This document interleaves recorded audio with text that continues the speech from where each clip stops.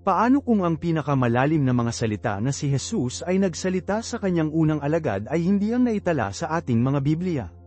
Paano kung ang isang lihim na utos, isang nakatagong komisyon, ay inilibing ng higit sa 1500 taon, naghihintay para sa tamang sandali na maipahayag? Sa loob ng maraming siglo, naintindihan namin ang kwento ni Saint Peter sa pamamagitan ng lens ng mga ebanghelyo: ang mangingisda, ang bato, ang may-ari ng mga susi.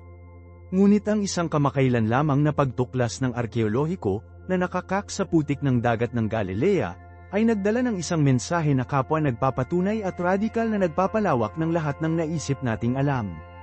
Ngayon, naglalakbay kami sa mismong baybayin kung saan naglalakad si Jesus, upang alisan ng takip ang isang nawalang basilika, isang mahiwagang mosaic, at isang lihim na hanay ng mga salita mula kay Kristo kay Peter na tahimik para sa millennia. Ang aming kwento ay nagsisimula hindi sa isang kulog ng paghahayag, ngunit sa pasyente na scrape ng isang trowel laban sa mamasa-masa na lupa. Sa hilagang baybayin ng dagat ng Galilea, sa isang site na kilala bilang El Arish, isang pangkat ng mga arkeologo ang nagtatrabaho sa ilalim ng walang humpay na araw. Sa loob ng maraming taon, ang lokasyon na ito ay naging isang kandidato para sa nawala na lungsod ng Biblia ng Bethsaida, ngunit ang patunay ay nanatiling mailap, inilibing sa ilalim ng mga layer ng oras at silt mula sa kalapit na Jordan River. Inihukay nila ang mga labi ng kung ano ang lumilitaw na isang Byzantine era na simbahan, isang istruktura na baha, inabandona, at kalaunan ay nakalimutan. Ang memorya nito ay nilamon ng mga marshlands. Habang maingat nilang tinanggal ang sahig ng diakon ayon ng simbahan, o vestry, isang bagay na pambihirang nagsimulang lumabas mula sa ilalim ng makapal, madilim na putik.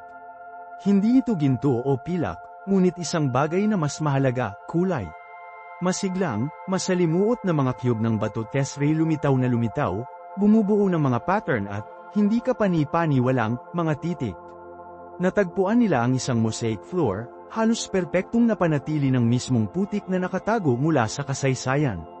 Ang koponan ay nagtrabaho sa pag-aalaga ng masakit, pag-clear ng mga siglo. Habang napansin ng buong imahe, nakita nila na ito ay isang maganda, floral pattern mosaic, isang testamento sa pananampalataya at kasining ng mga unang Kristiyano na sumamba dito. Ngunit ito ay ang inskripsyon sa puso nito, isang medalyon na naka-frame sa pamamagitan ng dalawang linya ng itim na tesray, na nagdulot ng isang hash na mahulog sa lugar ng paghuhukay. Ang teksto ng Greek ay isang panalangin, isang dedikasyon mula sa isang donor na nagngangalang Constantine hanggang sa banal na site. At kinilala nito ang patron ng simbahan sa walang tiyak na mga termino.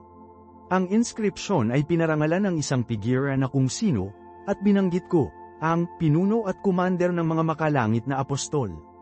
Ang pariralang ito lamang ay isang napakalaking pagtuklas. Sa unang iglesia, mayroon lamang isang apostol na palaging binigyan ng gayong pamagat ng preeminence. Ang mosaic ay nakatuon kay Saint Peter. Ang pagtuklas na ito ay higit pa sa isang pangalan, ito ay isang malakas na kumpirmasyon ng kahalagahan ng site sa mga unang tagasunod ni Jesus. Ang pamagat na, Chief of the Apostol, ay direktang sumasalamin sa papel na ginagampanan ni Peter sa buong ebanghelyo at ang aklat ng mga gawa. Ngunit ang inskripsyon ay nagpunta pa, gamit ang isa pa, kahit na mas tiyak na pamagat para sa kanya, ang nagdadala ng mga susi ng langit. Ang mga salitang ito ay isang direktang, hindi maiisip na echo ng isa sa mga pinakamahalagang sandali sa bagong tipan.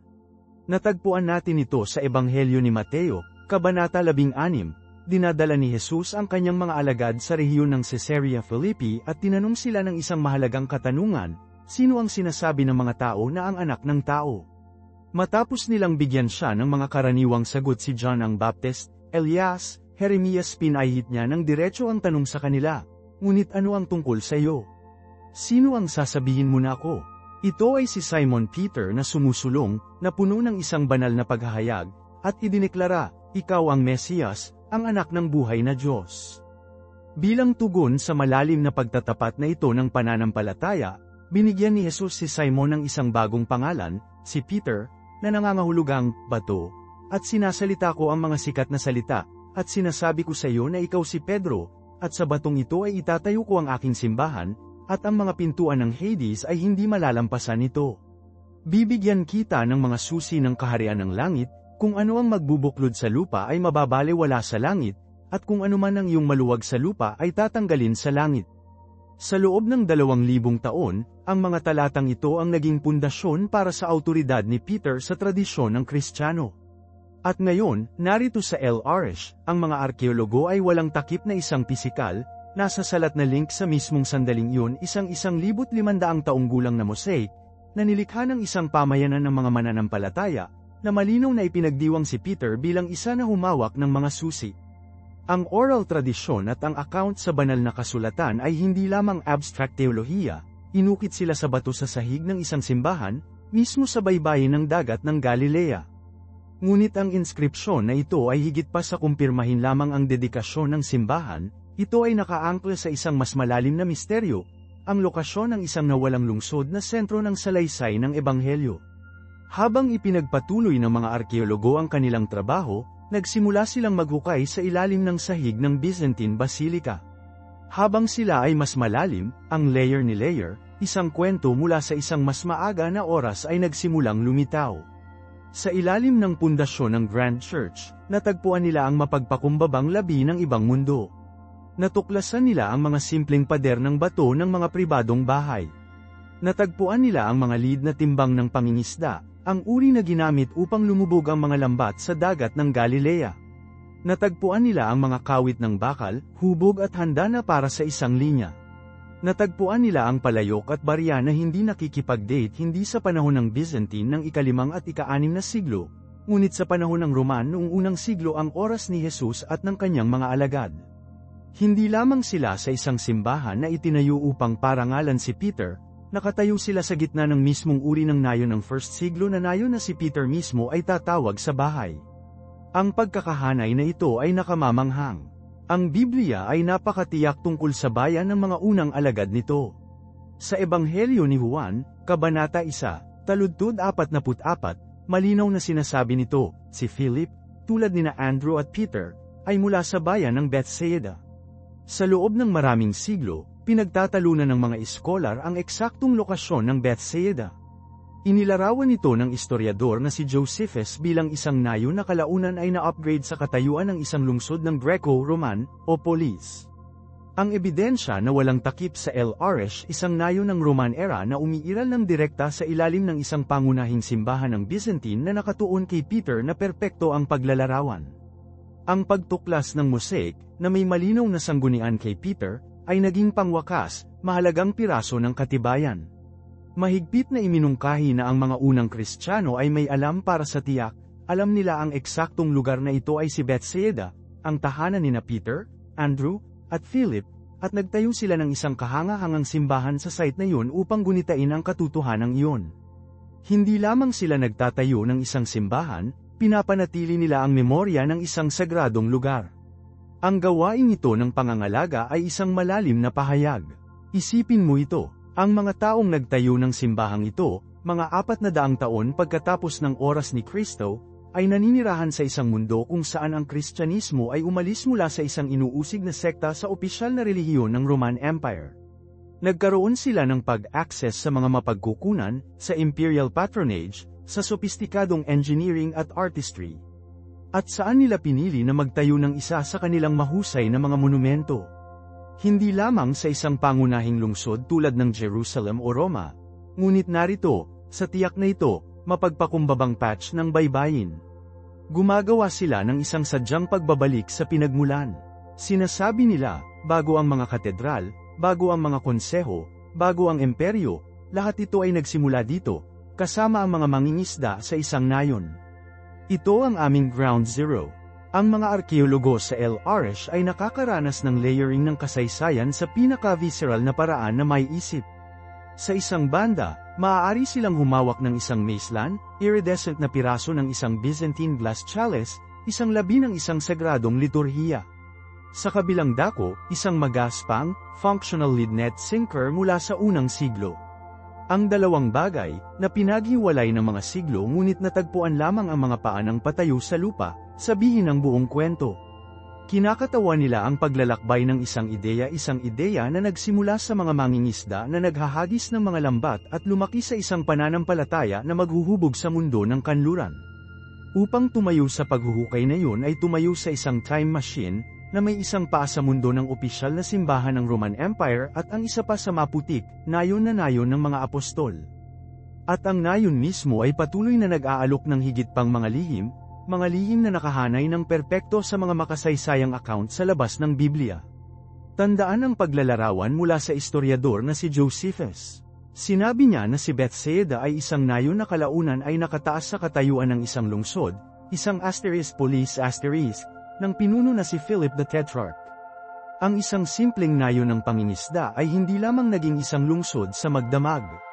Ang isang lungsod sa mundo ng Roman ay may mga tiyak na tampok, mga pampublikong gusali, organisadong kalye, at madalas, isang bathhouse. Ang isang Roman bathhouse ay higit pa sa isang lugar upang maging malinis, ito ay isang social hub, isang marker ng civic status at Roman culture. At habang pinalawak ng koponan sa LRH ang kanilang paghuhukay, yun mismo ang nahanap nila. Ang mga dingding ng isang malaking istruktura, malinaw na hindi isang pribadong bahay, ay lumitaw mula sa layer ng unang siglo. Natagpuan nila ang mga tubo ng luwad, na kilala bilang ****, na ginamit upang ma-channel ang mainit na hangin sa pamamagitan ng mga dingding at sahig, isang klasikong tampok ng sistema ng pag-init ng Roma na tinatawag na isang hypocaust. Natagpuan nila ang bathhouse. Ito ay isa pang electrifying piraso ng puzzle. Kinumpirma ng pagkakaroon ng isang Roman bathhouse sa LRH na hindi lamang ito nayon sa pangingisda. Ito ay isang pag-areglo ng kabuluhan, isa na nakatanggap ng isang pangunahing pag-upgrade, isang pamumuhunan sa pampublikong infrastruktura, tiyak na naitala ni Josephus. Ang mapagpakumbabang nayon ni Peter na mangingisda ay, sa kanyang buhay o ilang sandali, ay nabago sa lungsod ng Greco-Romanang Bethsaida de Julias. Ang katibayan ng arkeolohiko sa lupa ay nagpapatunay sa nakasulat na patuto ng 2,000 taong gulang na teksto sa kasaysayan. Ang kwento ay nagiging mas malinaw at mas detalyado sa bawat pala ng dumi. Ang tagpo ng katibayan na ito ay kung ano ang ginagawang napakalakas ng arkeolohiya. Ito ay bihirang isang solong, dramatikong pagtuklas na malulutas ang isang misteryo. Ito ang mabagal, masakit na akumulasyon ng data. Ito ang mga shards ng palayok na nagbibigay sa iyo ng isang petsa. Ito ang mga barya na ang pangalan ay isang pinuno. Ito ang mga fishhook na nagsasabi sa iyo tungkol sa lokal na ekonomiya. Ito ang layout ng mga gusali na nagsasabi sa iyo tungkol sa kultura. At ito ang kalaunan na simbahan at ang mosaic na nagsasabi sa iyo tungkol sa memorya at kahalagahan ng lugar sa mga susunod na henerasyon. Ang bawat pagtuklas, sa sarili nitong, ay isang maliit na palatandaan. Ngunit kapag pinagsama mo silang lahat ang lokasyon sa baybayin, ang mga artifact sa 1st siglo, ang katibayan ng isang pag-upgrade ng lungsod ng Roman tulad ng bathhouse, at ang kalaunan ay ang Byzantine Church na partikular na paggunita kay Peter, ang argumento ay nagiging halos hindi may kakaila. Ang nawala na lungsod ng Bethsaida ay hindi na nawala. Natagpuan ang address nito, ngunit ang prosesong ito ng pagkakakilanlan ay hindi kailanman walang mga debate. Ang agham, at arkeolohiya sa partikular, ay nagtatagumpay sa hamon at muling pagsusuri. Sa loob ng mga dekada, ang pinagkasunduang scholar ay itinuro sa ibang lokasyon ng buo, isang site na tinatawag na ET-tel. Ito ay isang malaki, kahanga-hangang mound, isang klasikong pagsasabi, na matatagpuan tungkol sa 1 milya at kalahating hilaga ng kasalukuyang dagat ng baybayin ng Galilea. Sa loob ng higit sa 30 taon, ang mga arkeologo ay nagtrabaho sa ET-tel, at hindi nila natuklasan ang mga kamanghamanghang bagay. Natagpuan nila ang mga labi ng isang pangunahing lungsod ng Iron Age, marahil ang kabisera ng kaharian ng Biblia ng Gesher. At dahil sa kahangahangang kasaysayan na ito, at ilang palayok na Roman period na matatagpuan sa ibabaw, matagal na itong pinaniniwalaan na ang tanging mabubuhay na kandidato para sa Bethsaida. Ang argumento para sa ET-tel, gayunpaman, palaging may isang makabuluhang problema, isang geographical na elepante sa silid. Paano ang isang lugar na kilala sa mga ebanghelyo bilang isang nayon ng pangingisda, ang tahanan ng mga mangingisda, ay matatagpuan sa malayo sa tubig? Ang tradisyonal na paliwanag ay ang baybayin ng dagat ng Galilea ay lubos na umatras sa mga siglo, o na ang isang malaking laguna ay isang beses na pinalawak sa base ng sabihin. Ito ay isang maaaring mangyari na teorya, ngunit ang isa na nangangailangan ng kaunting imahinasyon ng geological.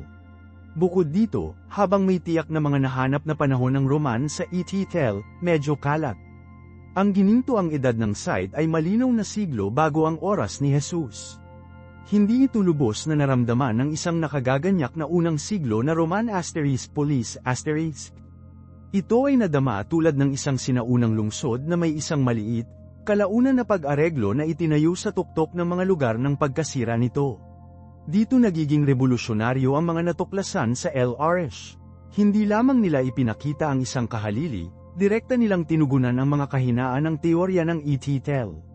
Ang LRS ay hindi 1 milya at kalahati mula sa baybayin, ito ay asterisk sa asterisk ang baybayin, tiyak kung saan ang mga sinaunang geological survey ay nagpapahiwatig na ang baybayin ay nasa unang siglo. Matatagpuan ito ng eksakto sa bibig ng Jordan River, isang pangunahing lokasyon para sa pangingisda. Hindi mo kailangang isipin ng isang nawala na lagoon o isang napakalaking antas ng lawa. Kailangan mo lang tingnan ang mapa. Ang heograpiya, ang pinakapangunahing palatandaan, ay umaangkop sa LRS tulad ng isang susi sa isang kondado. At pagkatapos ay mayroong stratigraphy ang paglalagay ng kasaysayan sa lupa. Sa ET-tel, ang nangingibabaw na kwento ay ang Iron Age City. Pangalawa ang layer ng Roman. Sa LRS, ang kwento ay perpektong magkakasunod. Ang pinakamababang, pinakaunang mga antas na naabot nila ay mula sa unang siglo, na puno ng mga simpleng artifact ng isang nayon ng pangingisda. Direkta sa tuktok ng yun, nahanap mo ang mas sopistikadong urban layer, ang Roman city kasama ang bathhouse nito, na kinukumpirma ang pag-upgrade na binanggit ni Josephus. At direkta sa tuktok ng yun, nahanap mo ang Byzantine Church, na itinayo upang gunitain ang kahalagahan ng kung ano ang nasa ilalim. Ang mga layer sa LRS ay nagsasabi ng eksaktong kwento ng Bethsaida na nabasa natin sa mga mapagkukunang pangkasaysayan, mula sa nayon, hanggang sa lungsod, sa isang site ng banal na paglalakbay. Ang katibayan ay hindi lamang naroroon, nasa tamang pagkakasunod-sunod. Ito ang uri ng kailanawan ng salaysay na pinangarap ng mga arkeologo. Nagpapakita ito ng isang tuloy-tuloy, lohikal na pag-unlad ng kasaysayan sa isang lokasyon, isang kwento na perpektong tumutugma sa isang sinusubukan nating ilagay sa mapa ng maraming siglo. Ang debate, para sa marami, ay nagbabago ng malaki. Ang bigat ng bago, malinaw, at geograpikong makatwirang ebidensya ay naging napakalaking upang huwag pansinin. Mag-zoom in tayo mula sa malawak na mga stroke ng heograpiya at stratigraphy hanggang sa mga nasasalat na bagay mismo, ang maliit na piraso ng pang-araw-araw na buhay na, kapag magkasama, sabihin ang karamihan sa mga kwento ng tao. Sa LRS, ang mga nahanap mula sa unang siglo na layer ay tiyak kung ano ang nais mong mahanap sa bayan ng mga mangingisda. Pinag-uusapan namin ang tungkol sa mga lead net weights, simple, functional, at marami. Ito ang mga mismong tool ng kalakalan para kay Peter, Andrew, James, at John. Natagpuan nila ang mga kawit ng bakal, ang ilan ay hubog at matalim pagkatapos ng 2 milenya sa lupa. Inilabas nila ang simpleng ceramic ware, ang mga plato at garapon ng mga ordinaryong pamilya, hindi ang multa, na import na palayok na maaari mong makita sa isang mayamang sentro ng administratibo. Ito ang mga echoes ng isang nayon na nagtatrabaho sa klase sa dagat. Natagpuan pa nila ang core ng bato na ginamit upang lumikha ng isang hulma para sa paghahagis ng mga lambat, isang piraso ng teknolohiyang pang-industriya na pangingisda para sa oras. Ito ay hindi lamang isang nayon, ang ebidensya ay sumisigaw na ito ay isang asterisk pangingisda asterisk nayon, ang buong ekonomiya at pagkakakilanlan na nakatali sa dagat ng Galilea. At pagkatapos ay mayroong mga barya. Ang mga barya ay ang matalik na kaibigan ng arkeologo. Nagbibigay ang mga ito ng tumpak na mga petsa. Sa LRS, ang katibayan ng numismatic ay labis na labis. Natagpuan nila ang mga barya mula sa halos bawat panahon, ngunit sa cruise, ang mga layer ng 1st siglo ay mayaman sa mga barya na nasa ilalim ng Philip the Tetrarch. Sinabi sa amin ng mismong pinuno na si Josephus na may pananagutan sa pag-angat ng Bethsaida sa lungsod ng Julius.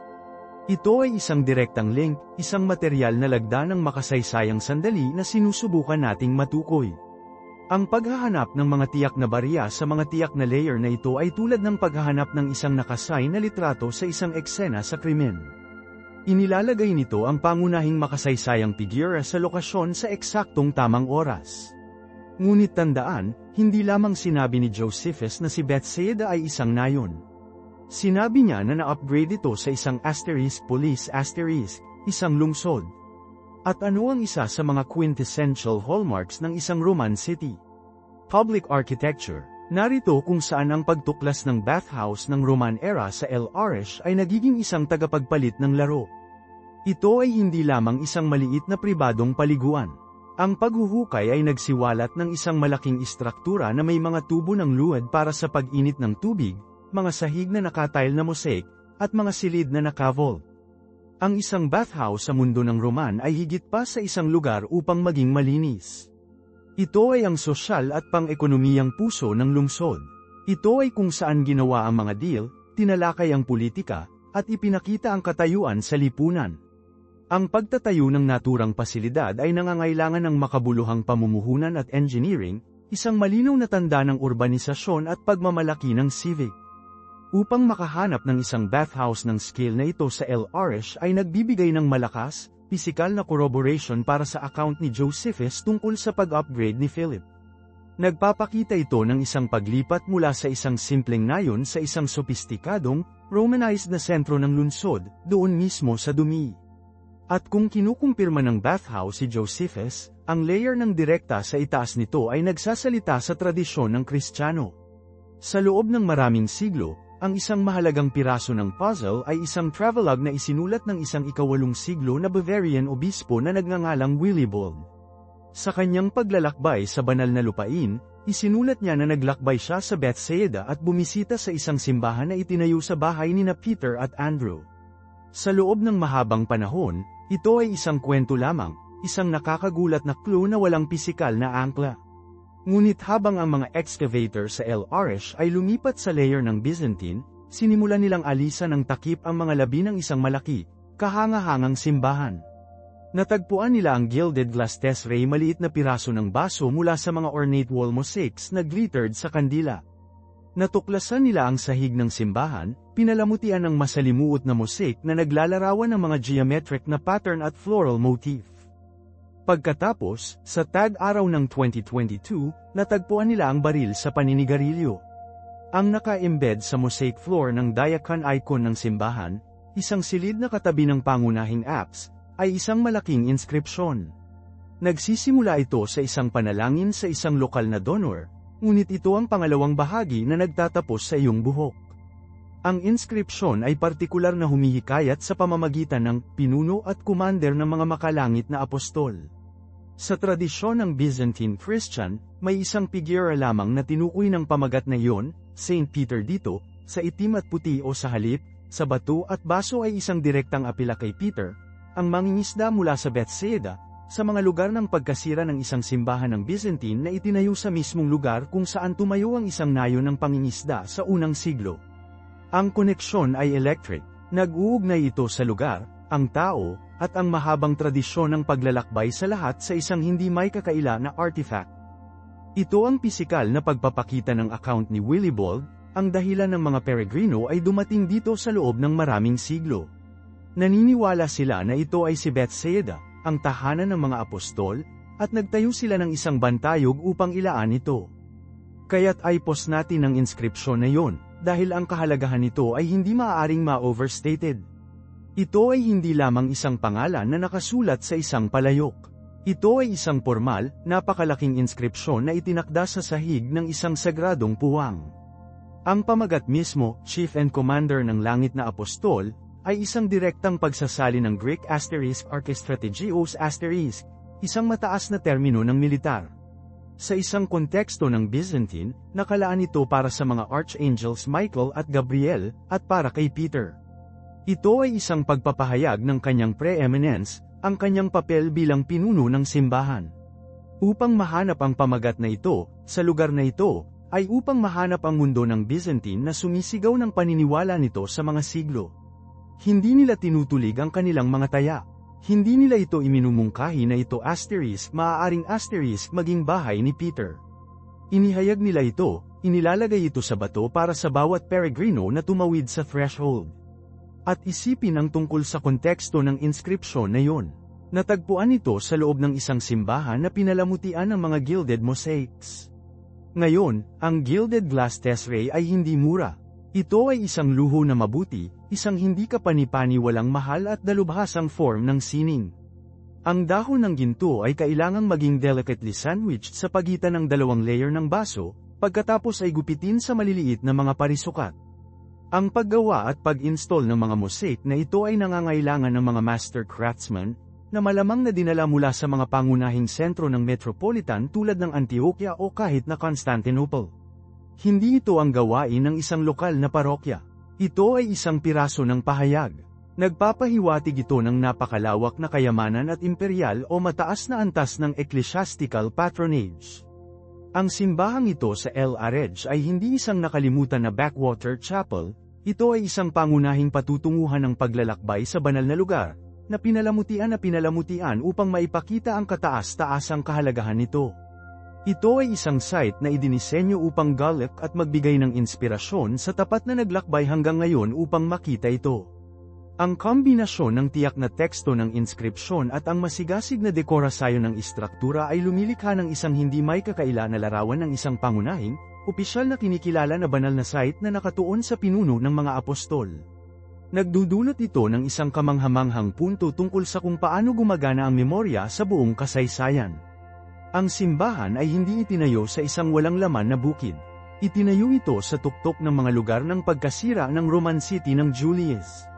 At si Julius ay itinayo sa tuktok ng unang siglo na pangingisda ng Bethsaida. Ang bawat layer ay isang kabanata sa parehong kwento. Ang Roman urbanisasyon ni Philip, ang Tetrarch, ay hindi tinanggal ang memorya ng nayon ng pangingisda, sa isang paraan, na panatili ito. Lumikha ito ng isang makabuluhan, makikilalang landmark. Kapag binasa ng mga Kristiyano ang mga ebanghelyo, na nagsasalita tungkol kay Jesus na pumapasok sa *police* ang lungsod ng Bethsaida, nagkaroon sila ng isang pisikal na pagkawasak na ituro. Ang memorya ng bahay ng mga apostol ay hindi lamang isang tradisyon sa bibig, ito ay nakaangkla sa tunay na labi ng isang lungsod ng Roma. Kung gayon, ang simbahan ng Byzantine ay nagiging pangwakas na kilos ng pagtatalaga. Ang mga taga-buo ay literal na ginamit ang mga pagkasira ng Roma bilang pundasyon para sa kanilang bagong sagradong puwang, na pisikal na nag-uugnay sa Kristiyanong naruroon sa nakaraan na apostol. Ngayon, upang tunay na maunawaan ang revolusyon na kinatawan ng mga natuklasan sa El Arish, kailangan mong maunawaan kung saan tumayo ang scholar na pinagkasunduan sa huling 40 taon. Ang nangungunang kandidato para sa Bethsaida ay hindi El Arish. Ito ay isa pang site, mga 2 kilometro sa hilaga, na tinatawag na Etitel. At sa ibabaw, ang Etitel ay maraming pagpunta para dito. Ang mga paghuhukay doon ay nagsiwalat ng napakalaking mga kuta ng Iron Age, kabilang ang isang kahanga-hangang gate ng lungsod. Ang mga arkeologo ay nakakumbinsi na kinilala ito bilang kabisera ng biblikal na kaharian ng Gesher. At dahil inilalagay ng mga ebanghelyo ang Bethsaida sa parehong pangkalahatang rehiyon, ang teorya ay ang unang siglo na nayon ay isang mas maliit, mapagpakumbabang pag-areglo na itinayo sa mga lugar ng pagkasira ng isang beses na mighty Iron Age city. Sa loob ng mga dekada, ito ang sagot ng aklat-aralin. Ang mga gabay sa paglilibot ay ituturo sa Etitel mula sa kalsada at sasabihin, iyon ang Bethsaida. Ngunit palaging may mga nakakagambalang problema sa Hytel hypothesis. Ang pinakamalaking isa ay ang heograpiya. Ang Etitel ay higit sa 1 milya at kalahati mula sa kasalukuyang baybayin ng dagat ng Galilea. Nakaupo ito sa isang kilalang burol, ngunit sa panimula ito ay isang terrestrial site. Paano ang isang lugar na inilarawan bilang isang nayon ng pangingisda, ang tahanan ng hindi bababa sa 3 mga mangingisda na apostol, ay malayo sa tubig? Ang mga proponents ng Etitel ay nakabuo ng mga komplikadong teorya na kinasasangkutan ng isang malaki, na vanish na lagoon na maaaring umabot sa base ng burol, ngunit ito ay palaging isang awkward feat. Bukod dito, ang panahon ng Roman ay nananatili sa Etitel ay nakakagulat na kalat. Mayroong ilang mga bahay at pagpapatupad ng pangingisda, oo, ngunit walang katulad ng Grand Roman *police* na inilarawan ni Josephus. Walang bathhouse, walang templo, walang mga pampublikong gusali. Mukhang isang nayon na patuloy na umiiral, hindi isa na na-upgrade sa isang lungsod na pinangalanan bilang karangalan sa anak na babae ng emperador. At ang karamihan sa pagpahamak sa lahat, Walang ganap na walang katibayan na arkeolohiko sa ititel ng isang Byzantine church o anumang tradisyon ng paglalakbay sa Kristiyano. Ang memorya ng mga apostol ay wala lamang sa dumi.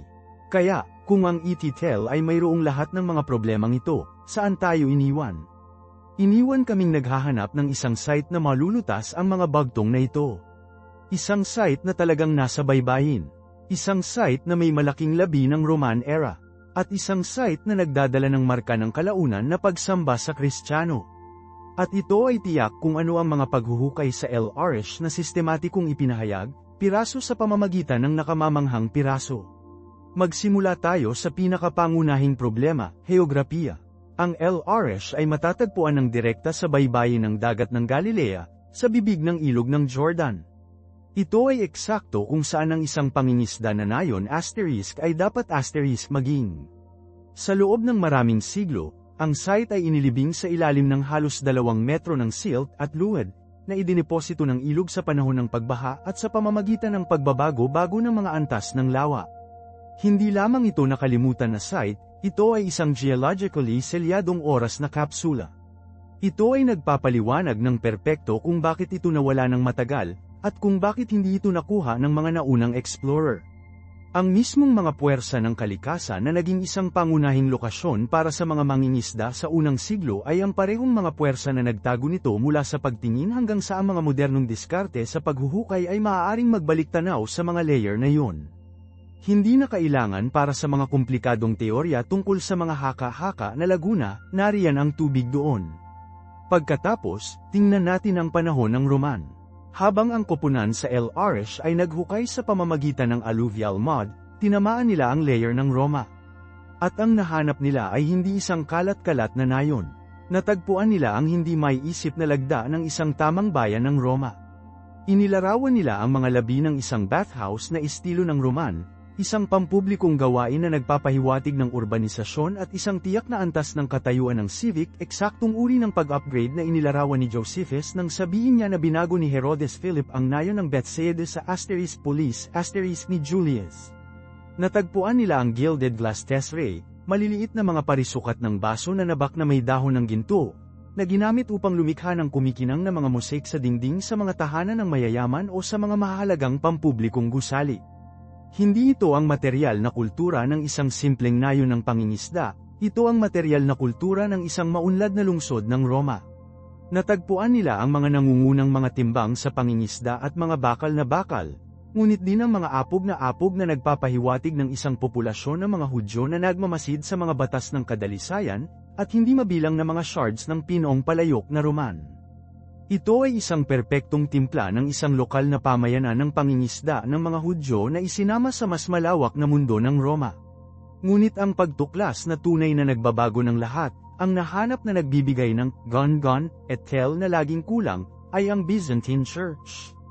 Itinayo ng direkta sa tuktok ng mga pagkasira ng panahon ng Roman, natuklasan ng koponan ang mga pundasyon ng isang malaking basilika, na kilala bilang Church of the Apostol. Ang mga sahig nito ay pinalamutian ng mga nakamamanghang mosaics. At sa loob ng mga mosaics na iyon, natagpuan nila ang mga inskripsyon. Ang isa sa kanila, isang inskripsyon ng dedikado sa donor na nagpopondo ng konstruksyon ng simbahan, ay humihimok sa pamamagitan ng pinuno at kumander ng mga makalangit na apostol. Ito ay isang tiyak, kilalang pamagat ng Byzantine. Hindi lamang ito nangangahulugang, isang apostol, tumutukoy ito sa isang apostol partikular, Saint Peter. Mag-isip tungkol sa kung ano ang ibig sabihin nito. Mayroon kaming isang pag-areglo ng unang siglo sa tamang lokasyon. Ang pag-areglo na yun ay binago sa isang lungsod ng Roma, na tumutugma sa mga makasaysayang account ng Bethsaida Julius.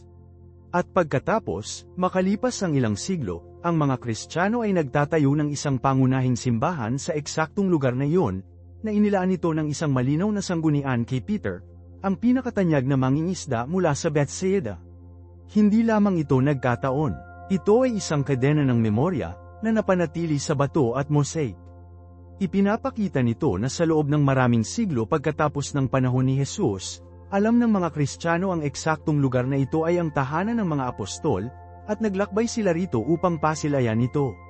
Ito ang arkeolohikal na yapak ng mga kwento na sinabi ng mga peregrino tulad ni Willie Bold. Kinokonekta nito ang salaysay ng Ebanghelyo sa isang pisikal, na patunayan na lugar. Ang katibayan ay hindi lamang pangyayari, ito ay geographical, makasaysayan, at teolohiko, lahat ay nakalagay sa itaas ng bawat isa sa lupa. Ang argumento para sa El Arish ay hindi lamang tungkol sa hindi pag-asa sa ET-tel, ito ay tungkol sa isang kayamanan ng positibong katibayan na nagsasabi sa isang magkakaugnay, nakakahimok na kwento.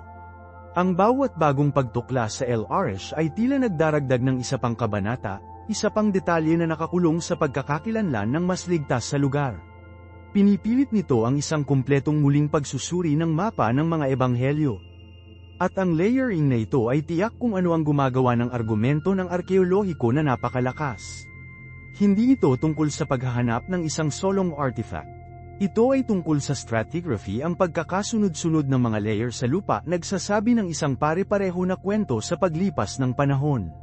Mayroon kang unang siglo na mga nayon ng pangingisda ng Hudyo sa ilalim.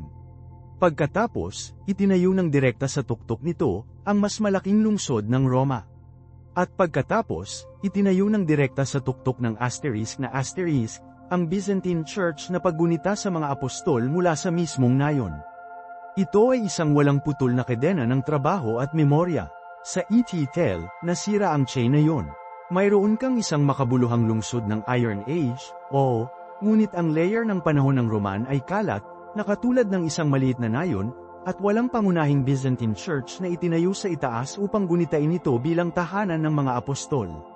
Ang memorya ng memorya ay malamig, ngunit maghukay tayo ng mas malalim sa layer ng Roman na yun sa El Arish, sapagkat ito ay ganap na kaakit-akit.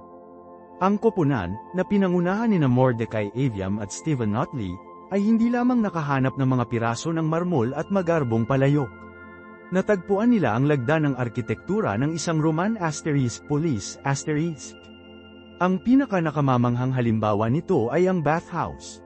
Ang isang pampublikong bathhouse na pampublikong banyo ay hindi lamang isang lugar upang malinis, ito ay ang sosyal at pangkulturang puso ng isang lungsod. Ito ay isang lugar para sa negosyo, para sa politika, para sa paglilibang. Ang paghahanap ng isang banyo, kumpleto sa masalimuot na sistema ng pag-init ng underfloor, ang Hippocaust ay isang tiyak na marker ng pagpaplano ng lungsod ng Roman. Ito ay, medyo literal, katibayan ng urban renewal, na proyekto na inilarawan ni Josephus Flavius nang sabihin niya na si Philip the Tetrarch, ay sumulong sa nayon ng Bethsaida, sa dignidad ng isang lungsod, at pinangalanan nitong Julius. Ang isang nayon ng pangingisda ay walang pampublikong banyo. Ginagawa ng isang lungsod ng Roma. Ang El Arish ay may isa. Ang ET-tel ay hindi. Ang pagtuklas na ito ay nag-iisa na nakikipag-usap sa isa sa mga pangunahing pintas na na-level laban sa El Arish noong mga unang araw.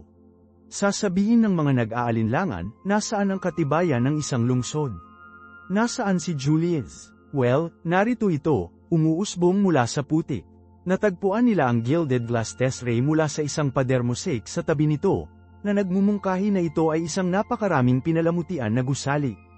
Ito ay hindi lamang isang istruktura ng pagganap, ito ay dinisenyo upang mapabilib, upang i-project ang kapangyarihan at pagiging sopistikado ng mundo ng Roman papunta sa Galilea na ito. At ibabalik natin ito sa pangunahing tanong ng heograpiya, ang tubig.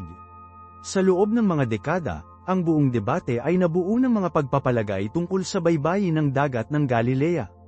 Ang pangunahing argumento para sa ET-tel, sa kabila ng ito ay 2 kilometro mula sa kasalukuyang baybayin, ay ang antas ng lawa ay mas mataas sa unang siglo.